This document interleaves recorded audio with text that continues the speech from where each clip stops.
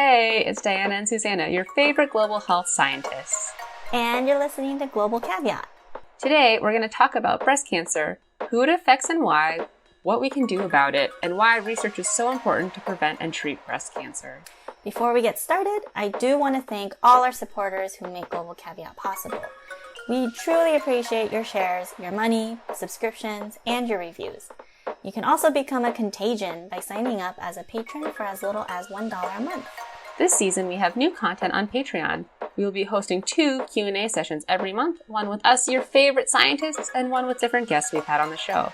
If you have any burning questions, requests, or things you'd like to ask with the privacy of anonymity, this is for you. Okay, let's dive right in. On today's episode, we'll be talking with Rukia Henry, a PhD researcher that focuses on breast cancer.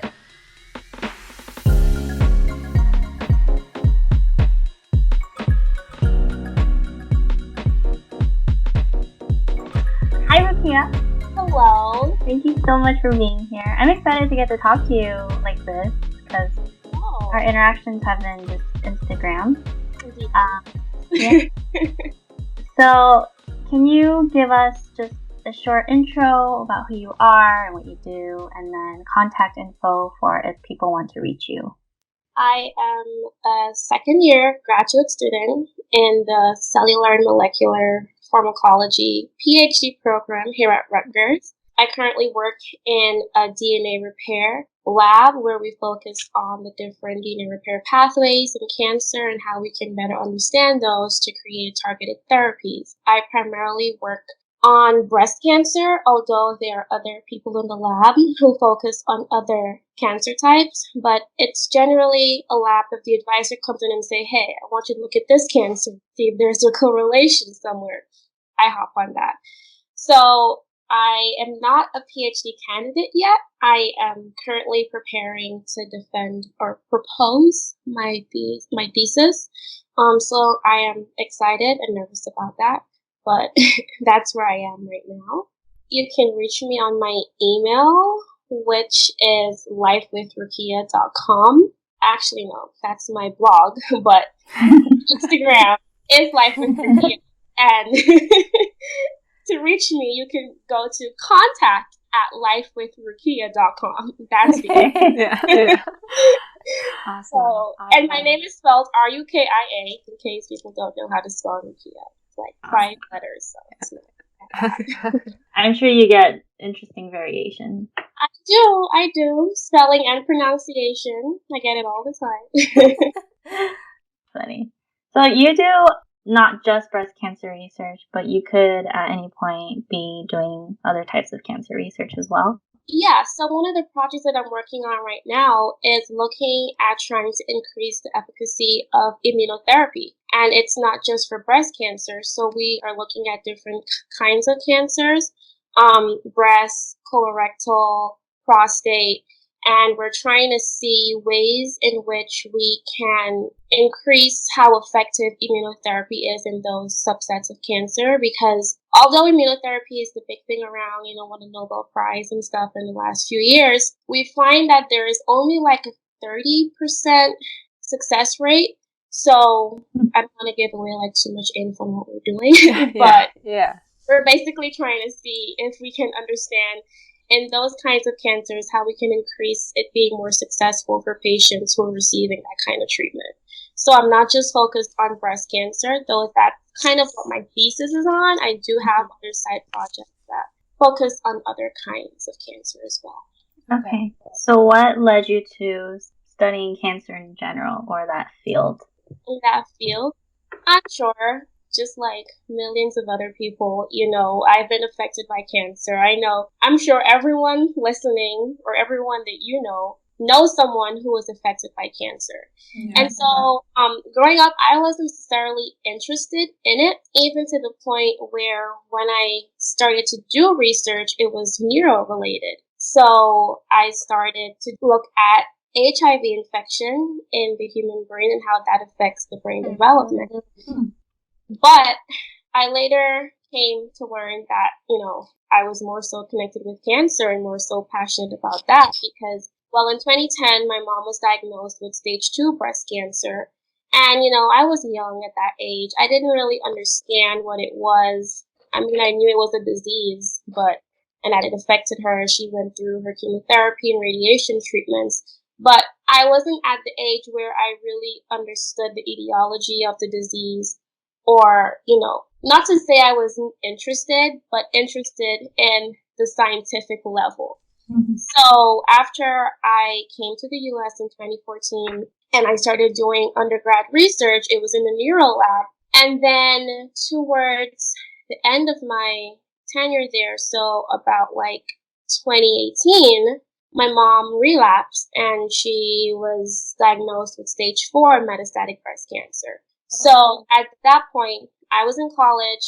I was a biology major. I was, in the science field. So I was now better able to understand what was going on, what was happening. I did my own research, trying to come up with ways to advise her on like things to do, possible treatment methods and options. And I remember I met with this doctor at Howard University. He's like world-renowned, Dr. LaSalle Lafall. And I met with him to, possibly see what could be done for her at that stage. And, one of the things that he said was, I don't know. It's late stage. We don't have much treatment options for cancer patients at this stage. And a lot of it goes to the basic understanding of like, if you don't know how something works, then how can you treat something? Yeah. And so I was actually at that point submitting applications to medical school. Mm-hmm. And, when he said that, it literally made me question all of it, because here I was going to be a medical doctor, and it's kind of like, okay, I'm personally affected by this. What if I have a patient who comes in one day and I figure out they have a certain diagnosis, but I don't know how to treat it because I don't understand it? And so that just changed my mindset, and I literally withdrew my applications to medical school. Wow. And I submitted applications to graduate school because I wanted to understand what the hell was going on with cancer, Yeah. So that is kind of how I got into it. And then I was accepted here at Rutgers. I kind of chose here because they have a cancer center. And so that's where I currently work. More so because even they have access to real patient samples. So that's what I work on. So I would be in real time working on real patient samples, giving me, real information. So that's how I am here, currently studying cancer. A brief background. Yeah. So that's actually awesome. Incredible. Yeah. Yeah, I mean, one of the hard things, that I realized was, as a PhD student, it's like I am at the forefront of creating knowledge that people don't know. I think for any PhD, like, you literally create knowledge. People don't know the answers. And so that's kind of one of the hardest things, especially when like I'm doing research and I get results and it's like hard to interpret because you're the person that has to figure it out and then share it with the world, Yeah.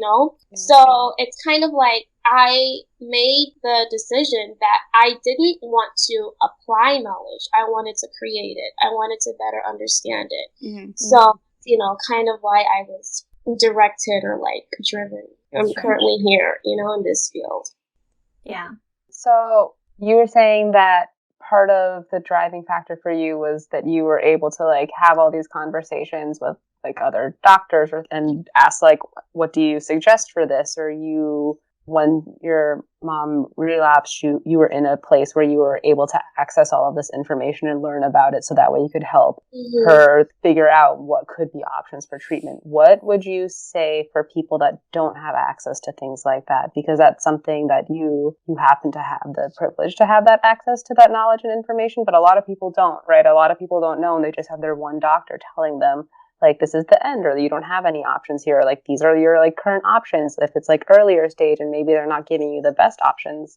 That's actually funny that you say that, because, I was in that position, when she was first diagnosed. I remember, so when I was in Guyana, we went to this doctor. So she first felt the lump, and then we went to a doctor who literally told her that it was normal for women to have lumps in their breasts at that age.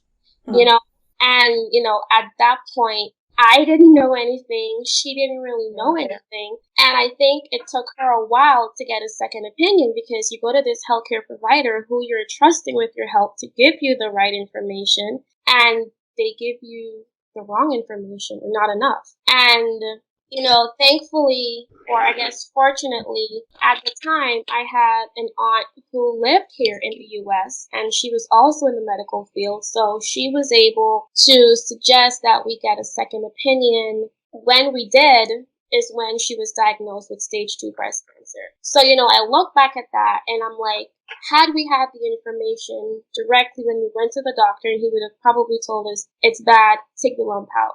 Maybe she would still be alive today because it wouldn't have progressed to stage 2. And, I feel like it's that access that a lot of times is the issue.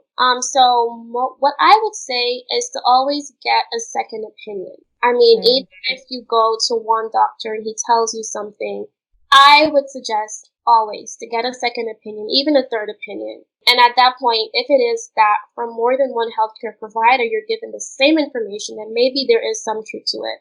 But especially if you're given a second opinion that's different from the first one, then get a third one and see which one makes sense, or and keep following up, because that way you're able to have more information to make a better informed decision about your treatment. I would say second opinion. If you know someone, it's always about who you know. Ask them if they can help, or, I don't like to suggest Googling because there's so much bad information out there. You don't trust Dr. Google? No.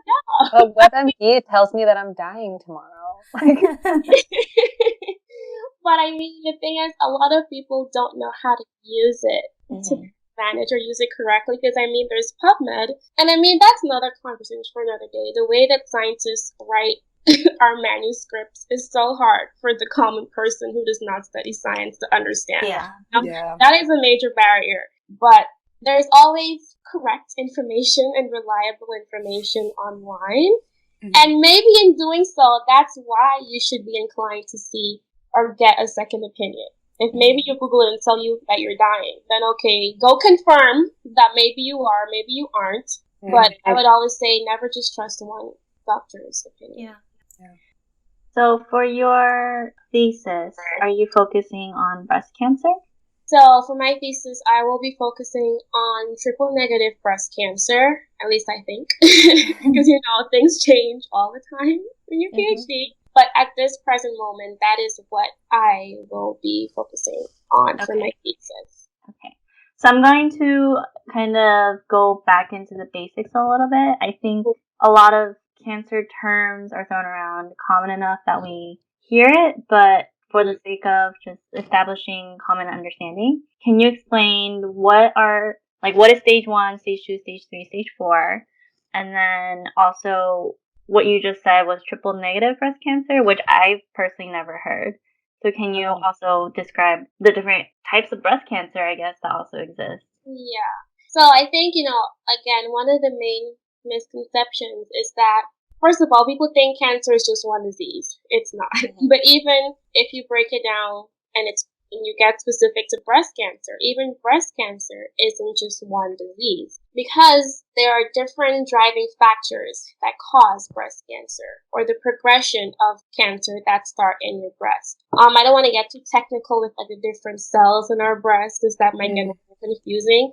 But essentially, to our knowledge currently, we kind of classify breast cancer based on the receptors that the cells have that basically cause the cancer to progress. So there is what we call estrogen or progesterone positive breast cancer.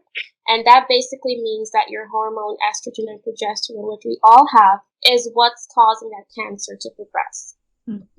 So for that kind of cancer, you usually would do hormonal therapy to try and suppress that cancer.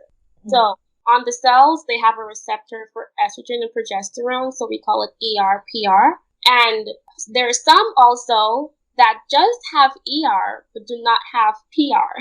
So you even break it down more, So think of those two as hormonal. Estrogen, progesterone, or progestin. There's different names that you call it, but it's the same hormone. So it has this receptor, and estrogen binds to the receptor, causes the cancer. Progesterone, it has the receptor. That hormone comes and binds, it causes the cancer. There's some with just estrogen and no progesterone. So that we term hormonal. Okay. Then there is HER2, which is just the human epidermal growth factor. It's basically just like a growth factor in our body. That type of cancer, that particular growth factor is causing it, which is completely different to ER and PR, like I just explained. So while hormonal therapy will work for that kind of cancer, it won't work for someone whose cancer is caused by HER2, which is the hormone growth factor.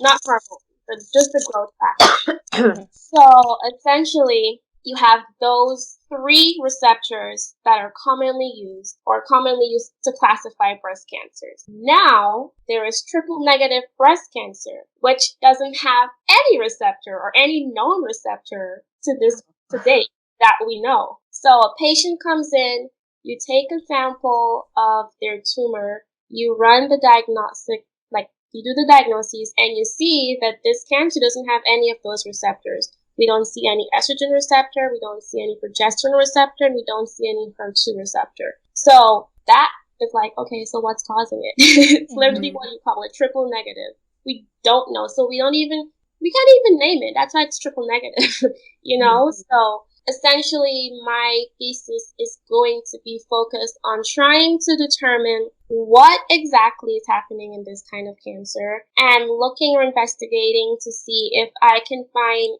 any kind of genomic rearrangements happening here where we can say, okay, for this cancer, we see commonly this is expressed so that maybe we can put a name to it and then have a particular treatment that would be effective, because there isn't any targeted therapy for this cancer, so it's one of the deadliest. Because it's you can have targeted therapy for the others, but if there's nothing to target, then that person has a very bad prognosis compared to someone who might have ER or PR or HER2 breast cancer.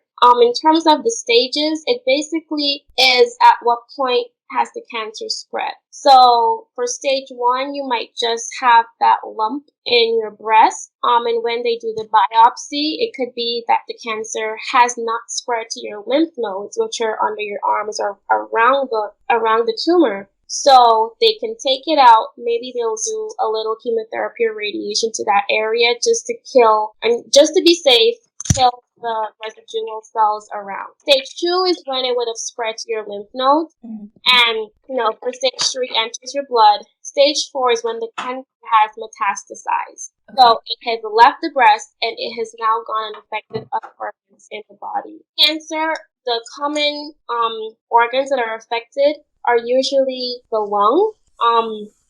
As for my mom, her lung, her vertebrae, and her brain, the cancer had metastasized there. Wow. So I'm not very familiar with the other kinds of cancers and where they primarily metastasize to, but for breast and stage 4, it means it has spread to other organs in the body.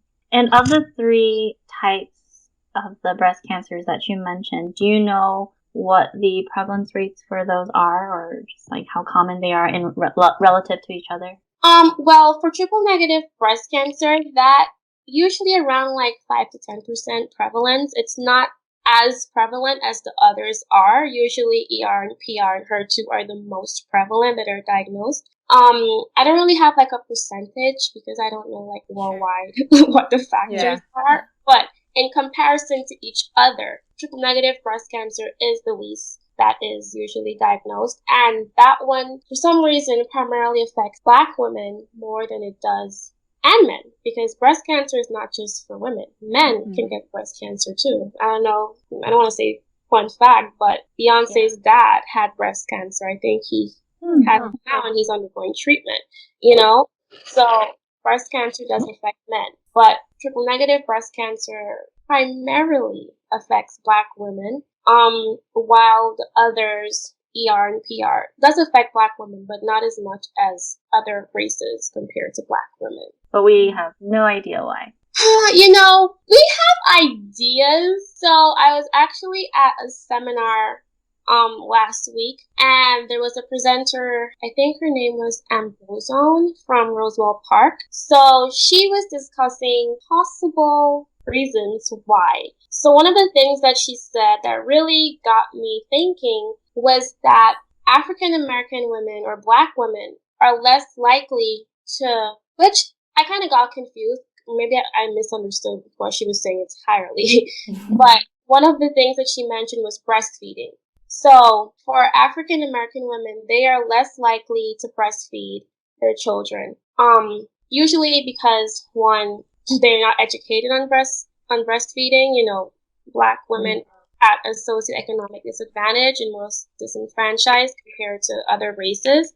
So they don't breastfeed. And apparently breastfeeding provides a layer of protection against breast cancer. So remember, it's the hormone ER and PR that we produce in our breasts. And so you're less likely to be diagnosed with breast cancer if you breastfeed. Now, I don't know if this is a proven fact. These are just correlative studies that they have done. And so apparently that plays into it also. Previously, she was also noting that for Black women, their rate of being diagnosed was less than other races. However, to date, it seemed that Black women have been reaching the percentage and level of breast cancer diagnosis as white women or women of other races. And when I thought of this, it kind of made sense to me in the fact that maybe it's just based on how they were recording these cases, because if you think about it, you know, today is Martin Luther King Day. Previously, we Black people did not have the same access to healthcare as other races. And so one person in the audience mentioned that around 1982 or 87, I think, in the 1980s is when they started taking Medicare and Medicaid. So at that point is when African Americans and Black people were then able to have better access to healthcare. And so maybe at that point is when they were now able to start being properly diagnosed. Also, in terms of their stage of diagnosis, Black people were more likely, or Black women were more likely to be diagnosed with later stage breast cancer. So most of them came in for stage 3 and stage 4 because maybe they didn't have access to screening, and you know, as compared to other women. So a lot of factors play into it. You know, I don't have my finger on just one. You know, like environment, your diet, you know, all of that plays a role in developing breast cancer. So even if there is a genetic cause, if there is a lifestyle cause, then how are you able to treat that? You know, if after they have their treatment and they go home, are you going to tell them to live somewhere else? Or if they don't have access to proper food, even their living environment, you know, it's hard to change those factors. Because one of the things that I have noticed, which I have no idea if there's anything there, but I realized in my hometown, a lot of women have recently been diagnosed with breast cancer. And when I think about it, I think of the environment. Where I'm from in Guyana, they call it the mining town of Linden because we mine bauxite. So you can literally drive down a road and you see the emission in the air. It's so dusty. It's full of bauxite. And so I'm like, is this playing a role? Because compared to other areas, I don't hear much diagnosis of breast cancer, at least recently, than I am hearing of now. So, you know, also there's genetic causes, you know, for breast cancer. So that also plays into it. So there's not one single factor that I could say. Yeah. You had mentioned earlier about, in response to Diana's question about how when you were younger, the position that you and your mother found yourselves in early on in her diagnosis. And then, did your mother move with you to the United States? She didn't. Okay, so she was still in Guyana at that point. Yes. All of her treatment she got in Guyana. Okay. So, do you mind sharing what that was like, for her and then for you as her daughter, observing that, because the U.S. healthcare system isn't that great either, especially when it comes to cancer. unless you have the resources and the access, available. So yeah, how did it compare in that sense, just from in the context of your mother being in Guyana and then you seeing what's going on here in the United States? So I think just based on what her diagnosis was, I don't think there was anything that could have been done no matter where she was.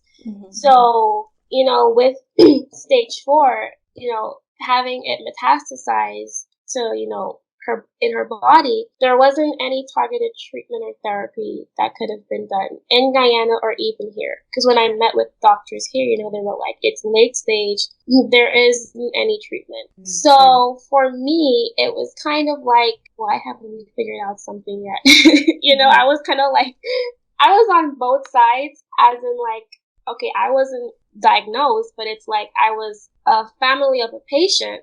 And I was a scientist, so I was sitting on this fence of like emotional madness. It's like at one point, from the patient standpoint, okay, why haven't we made advances yet? We've been studying this disease for so long. Why can't we come up with something in the 21st century to treat it?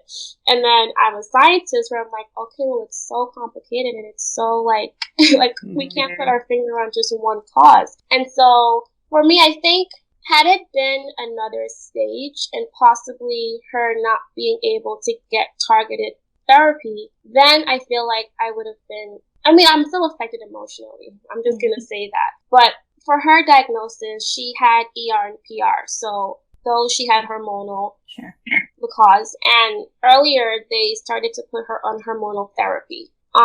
It wasn't as advanced or as targeted as if she had lived here.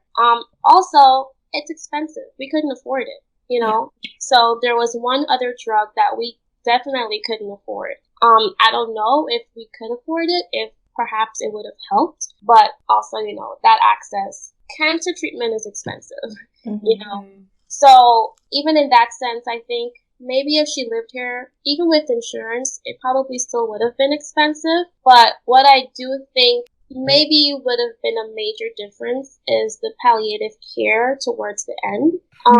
We don't have that great palliative care in Guyana in our healthcare system. I don't even think we have any, because it was my grandmother and my aunt who primarily took care of her at that point. Compared to maybe if she was over here, she may maybe have better access to, I don't know, truly, because at that stage, you don't know, like there isn't anything. But perhaps if it was another stage where there was targeted therapy, I feel like I would have tried my best to get her over here to get that treatment. But it didn't matter where she was, we didn't have it. Yeah. Whew. It's a lot. I appreciate you sharing. I feel, I feel so the much. emotional investment that you have in this. And it's not, I think in some ways it brings light to, it brings some element of humanity behind scientists too. We're like, scientists or researchers don't really care about humans. You guys just look at cells all day in the lab. Right? But, there is this very, human aspect to what you're doing. And, there's a reason that you're in it. Or this is part of the reason. I'm sure there are, a million other reasons, too. But I do appreciate where you come from and how, your approach and being honest with how kind of emotionally confusing it is in a lot of places.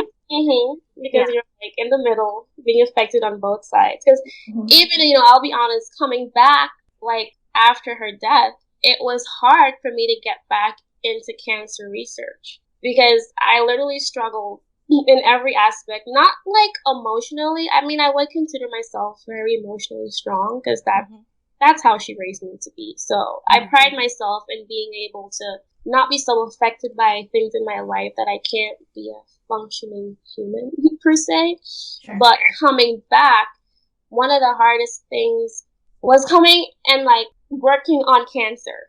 I don't know if it's a good analogy or comparison to make, but just think of someone murdering a parent and then you have to go to work and work with that murderer every day or see that murderer every day, and it's you can't do anything about it.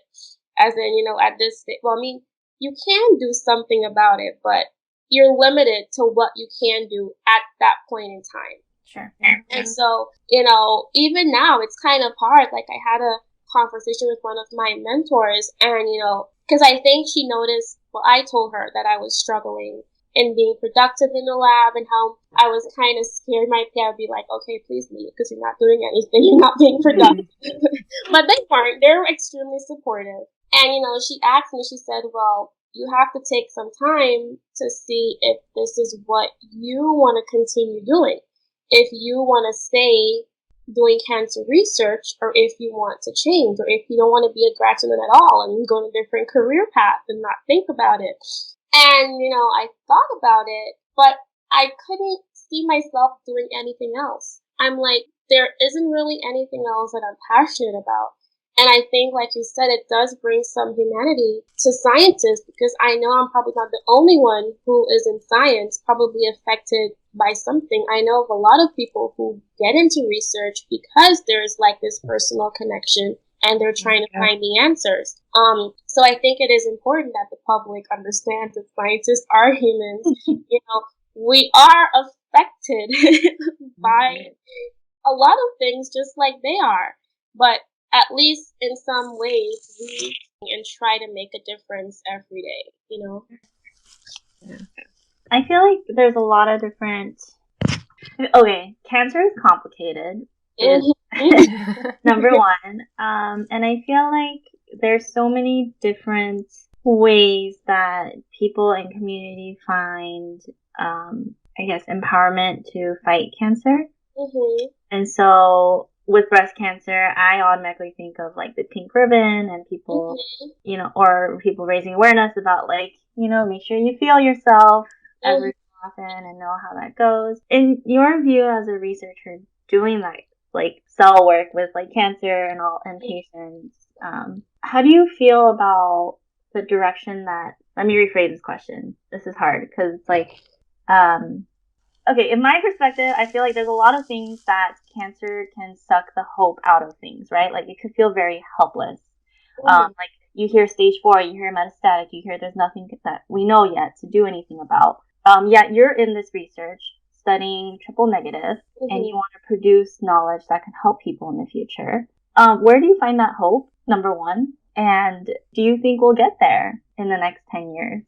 Next 10 years, so like the next decade. 2030. 2030. So I think in terms of hope, I think just look at where we are right now. Because if you think about maybe where we were in 2010, a lot of the targeted therapies we didn't have then. But it's because of research that we're now able to do even precision medicine. So even if someone has breast cancer and they do have ER or PR, there are also mutations that we're now able to target. So there are specific drugs that target specific mutations in those cancers. And that has been a highly effective treatment that we're doing now, and we're seeing, great success with doing that. We didn't have that in 2010 or maybe even 2000. So I think just looking at where we were and where we are and knowing that research is important and research can help, I think that is a motivation to continue doing it, because we're able to now maybe open up a new door to access that we didn't have before. And, we have to continue doing it every day. I mean, because it's kind of like, so at Rutgers, we have what we call a tumor board. So my advisor is the head of that.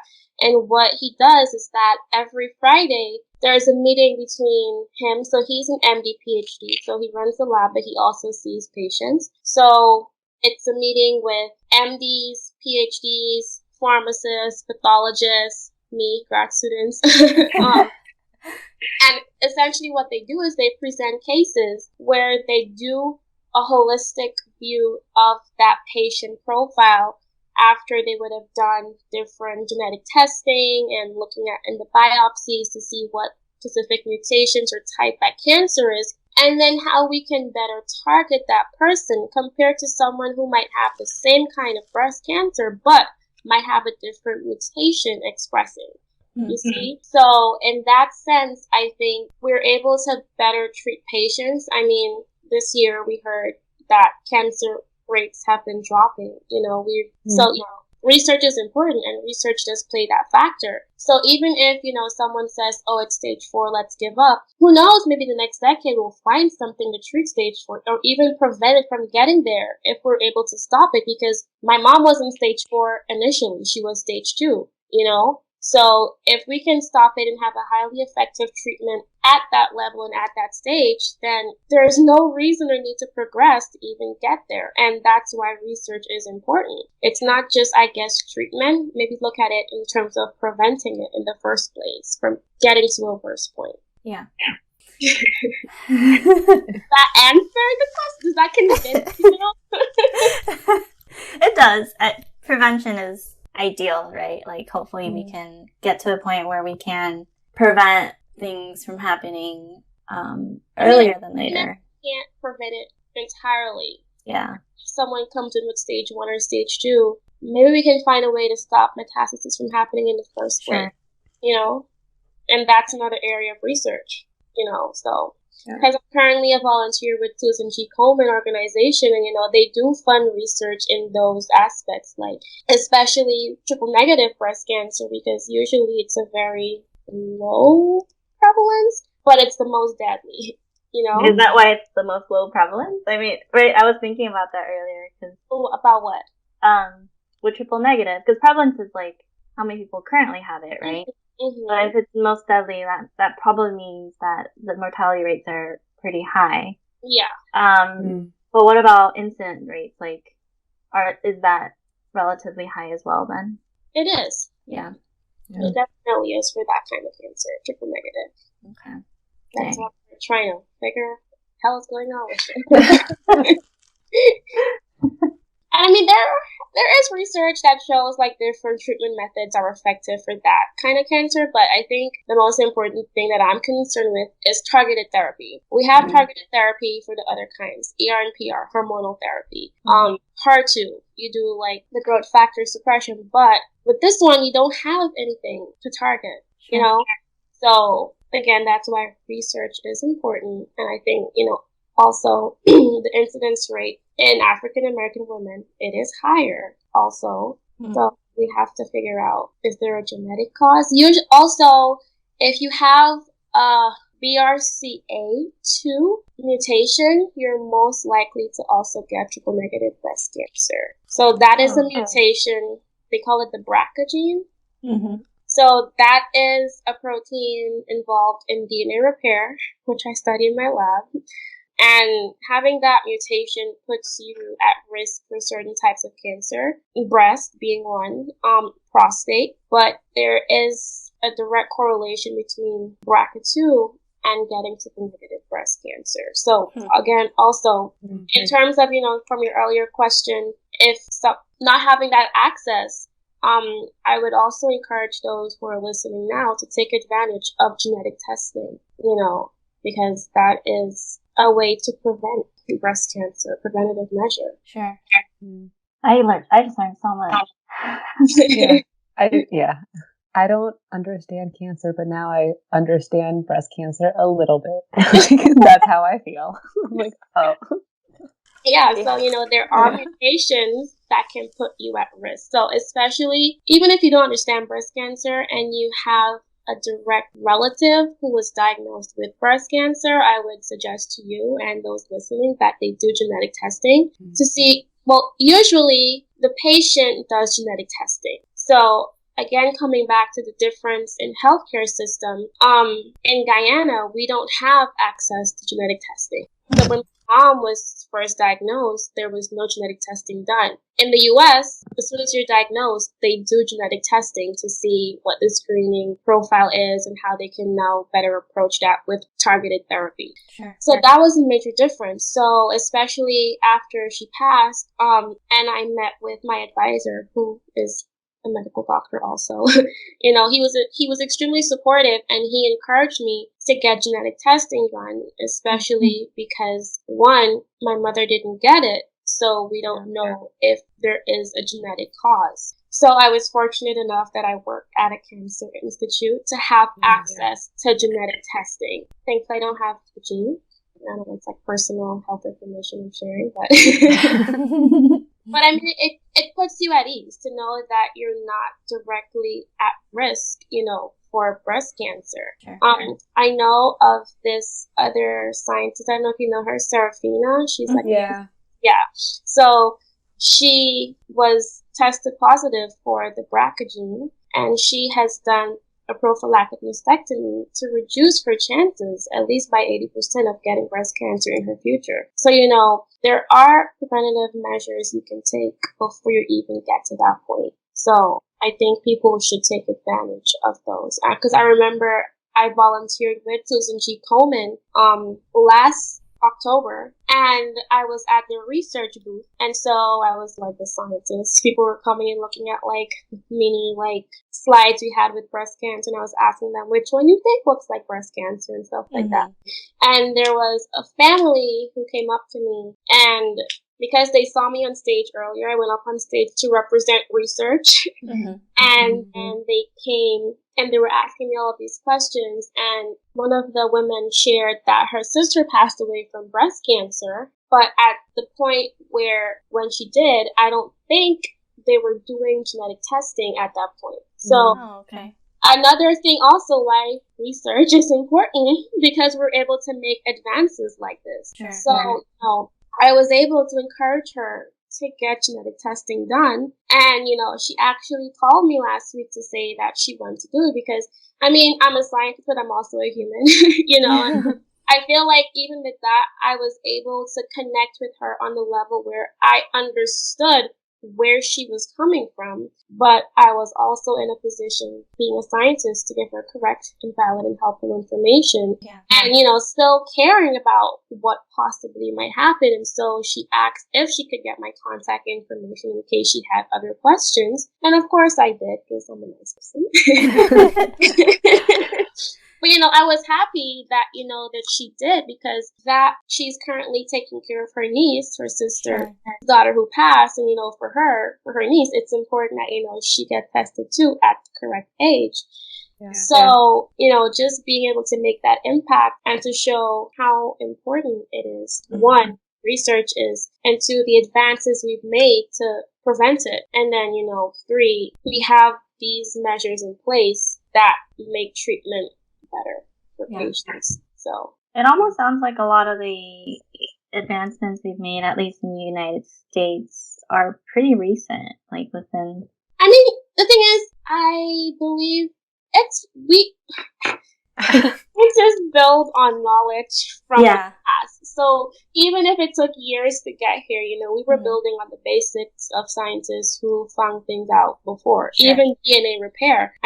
We didn't know that maybe DNA repair was involved in cancer when we first were looking at the pathway and how our cells repair itself after damage. But, we were able to make that link years later or whenever, because the BRCA gene, they literally call it breast cancer gene, BRCA, was made by a scientist after she was studying DNA repair, and she noticed, she made the correlation that, hey, if patients have this mutation in their DNA damage pathway, then I see a high prevalence of them getting breast cancer. So, we have made maybe groundbreaking advances like immunotherapy, precision medicine, and targeted therapy. Maybe in the next decade we'll make a breakthrough with TNBC, triple negative. Yeah. So you're right. Yeah. And then you'll be the face of. You very well know that the grad students never are the face. It's the PI who's funded. Hey, that grad student at MIT who took a picture of the NASA black hole thing. Sure. That could be you, but in the breast cancer world. I don't know about all that, but we'll see. Let me first propose the thesis. Let me first pass. And then we'll see about that. Small steps. Baby steps. That's so funny. Nana, do you have anything? I just have the thoughts of, I hope that all the research that we're doing here and other like global north countries that are doing research get to be more available to other countries. Because that's what, like everything that you were saying about the difference in the healthcare system here and in Guyana, it would have been great to have the option to have the genetic testing. So I hope that that becomes available and accepted, more everywhere. So that way it can be like everywhere is having the access to all the groundbreaking work that's being done with cancer research. Mm-hmm. I did try. I'm still trying, but there's a company in Guyana who usually is very supportive of breast cancer. So I wrote up a proposal for them to possibly subsidize genetic testing in Guyana. Awesome. I don't really have any updates for that right now, but being here and having the education and the information and the access, it's kind of like, I think I always say, to whom much is given, much is required.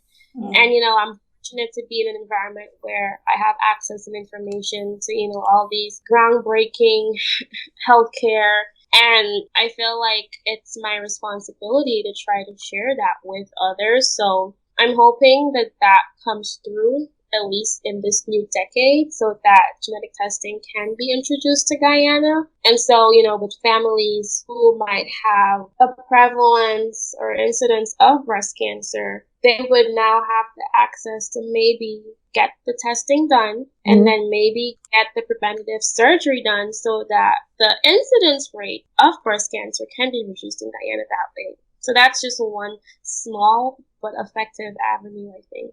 Yeah. That's pretty amazing. Yeah, that's awesome. Really awesome. I hope that moves forward in a really positive way. Same. Fingers crossed. Yeah.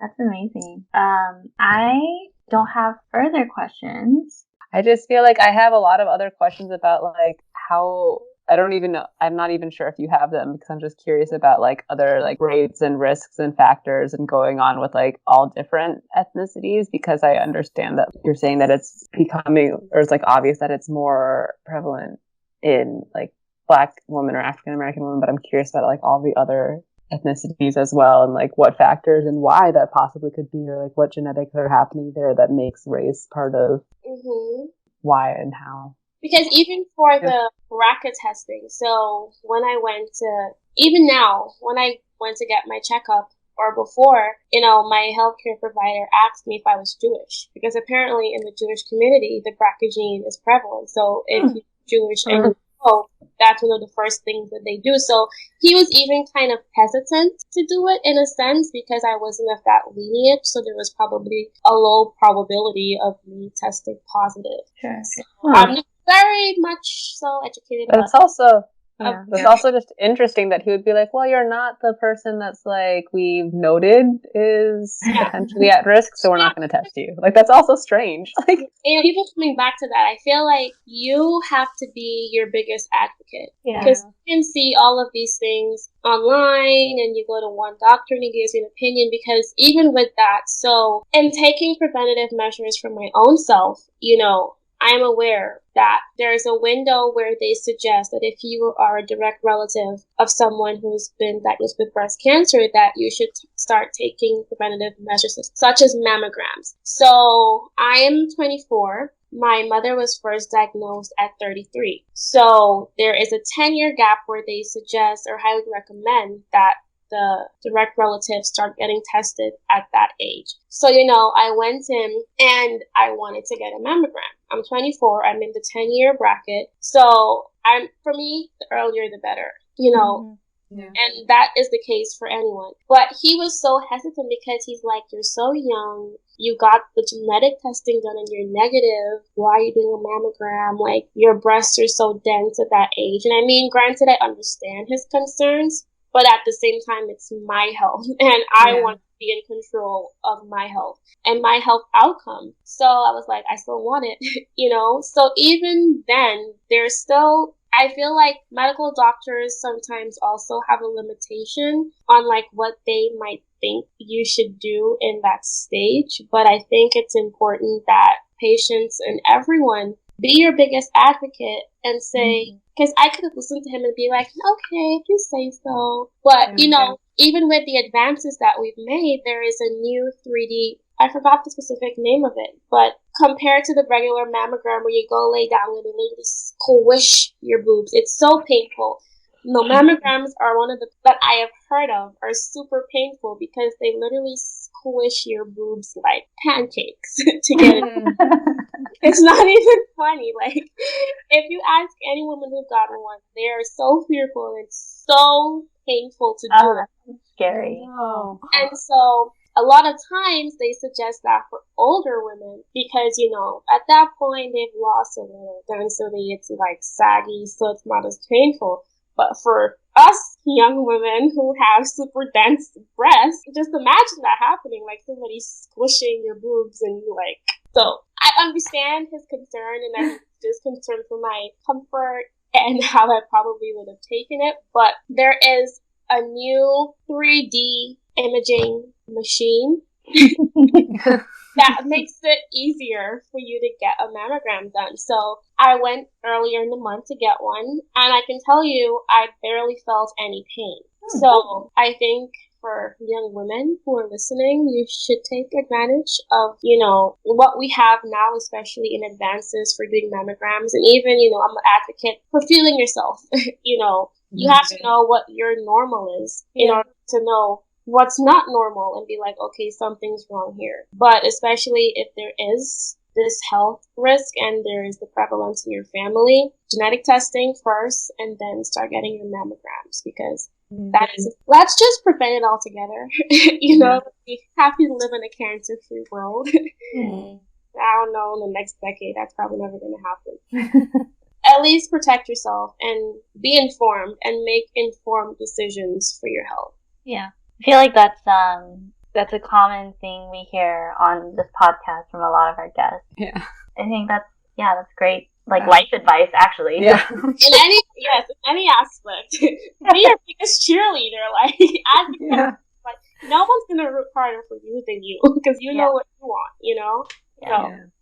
So before we close, I have two questions, I guess. Number one, you mentioned your mother a lot throughout this time that we've had together. What was her name?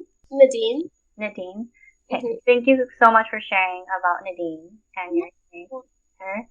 I really appreciate that. And then secondly, is there anything that you feel like you want to share or get off your chest or advice, anything before we end this conversation? I think the biggest takeaway I want people to know, especially about breast cancer, is that, like I said earlier, it's not just one disease. So, you know, we have made amazing advances thus far in terms of treatment, but it's very complicated. And I think a lot of times, you know, maybe even within my own family, it's kind of like, if you're not in this sphere, it's sometimes very hard to understand maybe why we haven't figured out a cure if we're studying it for so long, or that people always fall into this mentality that scientists are hiding the cure and it's all about money, you know. And while I will agree that a lot of times you have to blame insurance companies for the money aspect, you know, it's not our fault as scientists. We do our best to try to figure stuff out. But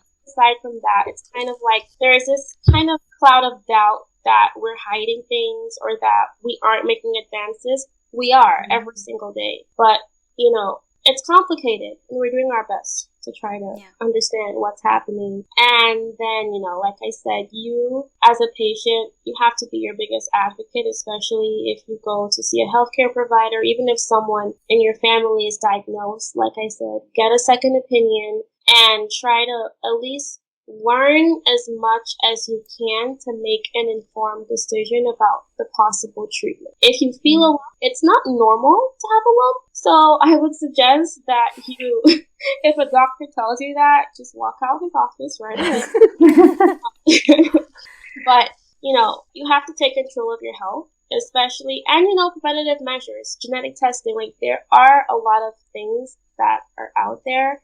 Because even though I am a scientist, I am also someone who's personally affected by it. So I am now both a patient and kind of the researcher / on the healthcare side. So while I might be fortunate to be in that position, I think, you know, I'm trying to use this platform to encourage those who might just be on the patient side, or even those just on the research side who might just be so focused on what they do, to understand the broader impact of what they're doing, you know, because I mean, I have met other scientists who are very like not friendly, even to other scientists, you know, but I think it's important to relate and maybe understand why the public might be frustrated and not to get upset. Because a lot of times what I find, even in the SciComm community, is that a lot of scientists get frustrated and upset with people who might not understand. And, you know, they do have a lot of back and forth, not even in cancer, in general, in different topics. But I think it's important that you put yourself in their shoes and maybe try to understand their perspective. Yeah. Like, you know, my mom was told me, not everybody was raised the way that you were raised. And not everyone has the same understanding or information or education as you do. So you have to understand or try to understand why they might think that way. And in doing so, you're now able to know how to formulate your responses or advice to them, you know, make it relatable. So on both sides, to the public, I'm not hiding anything, and, you know, to other scientists, you know, kind of like learn how to be personable in order to make the best impact that you can with your platform. Awesome. I love that. And that's the episode. Thank you so much, Rukia, for talking with us. As a reminder, you can reach her at Life with Rukia on Instagram. And the resources for this episode, as well as the transcript, are up on the website. As a reminder, if you have any questions, you can always reach us at globalcaveat@gmail.com or on Instagram or Twitter at globalcaveat. And thank you to all our listeners and supporters for helping this podcast run. And a special thanks to Cordell Glass, or Hot Cocoa, for producing our music. Thanks for listening.